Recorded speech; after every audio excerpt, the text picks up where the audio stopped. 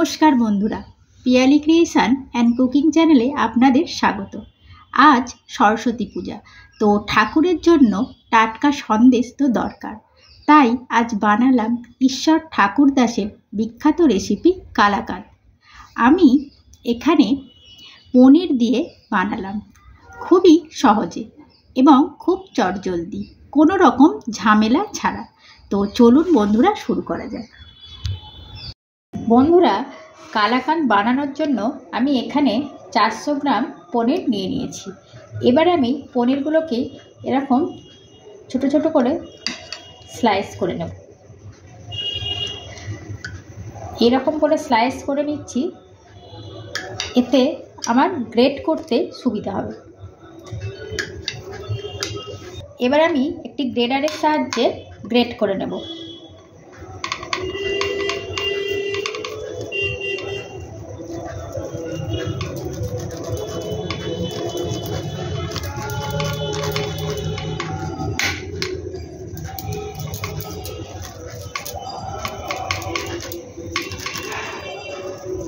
দেখুন বন্ধুরা, আমি পনিরটিকে এইভাবে গ্রেট করে নিয়েছি।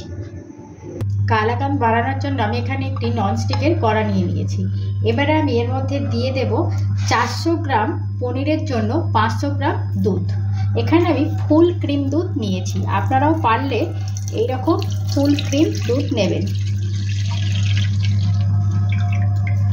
দুধ হালকা গরম হয়ে আসলে এর মধ্যে আমি দিয়ে দেব গ্রেট করে রাখা পনির।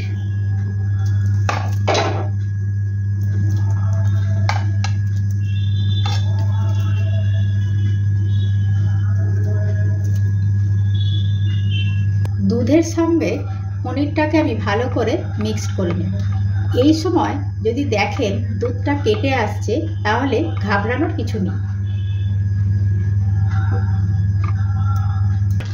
বন্ধুরা, 10 মিনিট আমি এটাকে নেড়ে নিয়েছি ভালো করে। এবার আমি এর মধ্যে দিয়ে দেব 100 গ্রাম খোয়া ক্ষীর, গ্রেট করা খোয়া ক্ষীর এর মধ্যে আমি দিয়ে দিচ্ছি। এই মেজারমেন্টগুলো বন্ধুরা একটু মাথায় রাখবেন। এটাকেও ভালো করে আমি নেড়ে চেড়ে নেব, মিক্স করে নেব।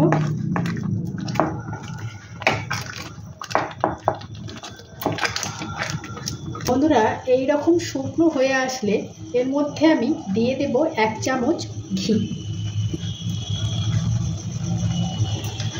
আর দিয়ে দেব 4টে ছোট এলাচের গুঁড়ো। এবারে আমি এটাকে ভালো করে নেড়ে নেব।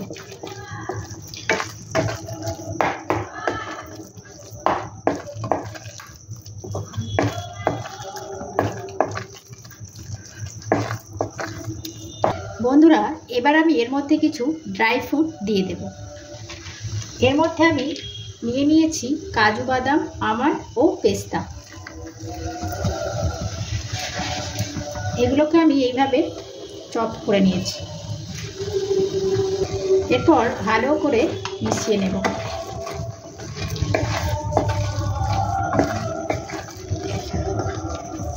বন্ধুরা, এবার আমি দিয়ে দিচ্ছি 200 গ্রাম মিল্ক মেড।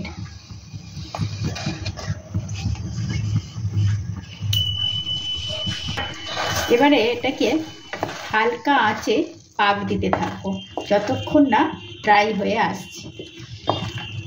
এইভাবে নাড়তে থাকবো।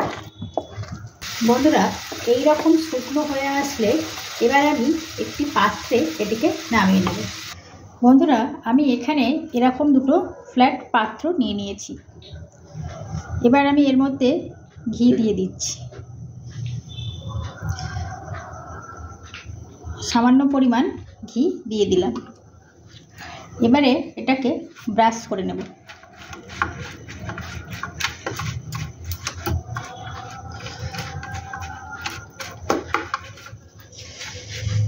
সেমভাবে এটিকেও করে নেব।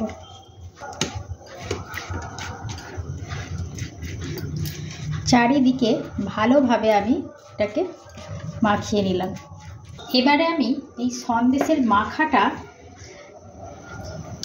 দুটি পাত্রে ঢেলে নেব।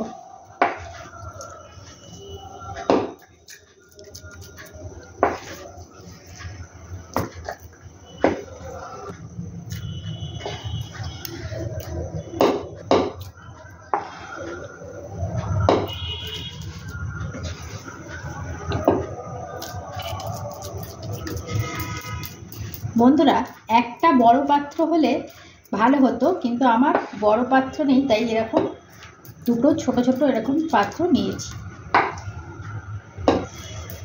বন্ধুরা, একটা চামচ দিয়ে আমি গাটাকে ঠিক এইভাবে মসৃণ করে নিয়েছি। আপনারাও এইভাবে করে দেবেন। এবারে রুম টেম্পারেচারে এটাকে 1 ঘন্টা রেখে দেব। রেখে দিলেই তৈরি হয়ে যাবে আমাদের কালাকাঁদ। বন্ধুরা, 1 ঘন্টা হয়ে গিয়েছে। এবারে আমি এটাকে বার করে আপনাদেরকে দেখাবো।